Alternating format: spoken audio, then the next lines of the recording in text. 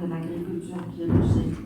Je vois que c'est important que c'est les Italiens qui parlent aussi de la Tunisie, et ça ne me dérange pas qu'on ait pris donc les chiffres de mes présentations, il n'y a pas de problème.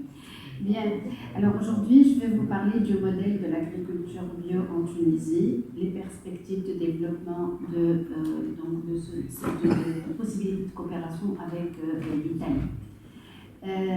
D'abord, il faudra que je vous parle un petit peu de l'histoire de la bio en Tunisie qui a commencé dans les années 80 avec quelques agriculteurs qui avaient donc développé cette agriculture biologique avec des partenaires acheteurs européens et qui faisaient donc de l'agriculture biologique sans le savoir.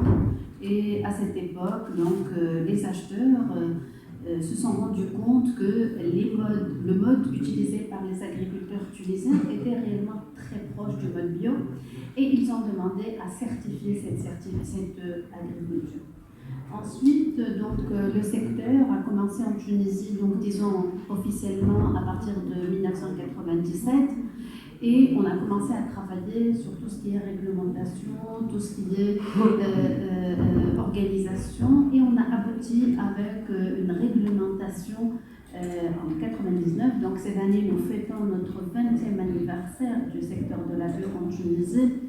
Donc en 1999, avec une réglementation, la loi de la bio, avec la Commission nationale pour l'agriculture biologique, avec la Fédération des agriculteurs bio et avec le premier texte sur le Centre technique de l'agriculture biologique.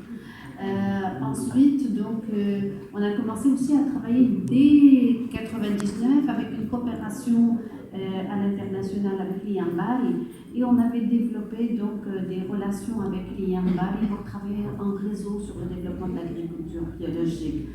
Nous avons créé aussi une toute petite unité au ministère de l'Agriculture qui était une sous-direction de la bio, mais qui avait travaillé aussi avec une coopération de la FAO, avec un projet de coopération technique pour avoir une vision sur une éventuelle stratégie du secteur de la bio, comment faire pour développer cette agriculture.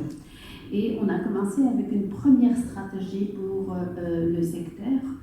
Nous avons eu aussi la possibilité de créer la première école paysanne bio au monde, et c'est un modèle également de vulgarisation que nous préconisons pour développer donc, le secteur de la bio.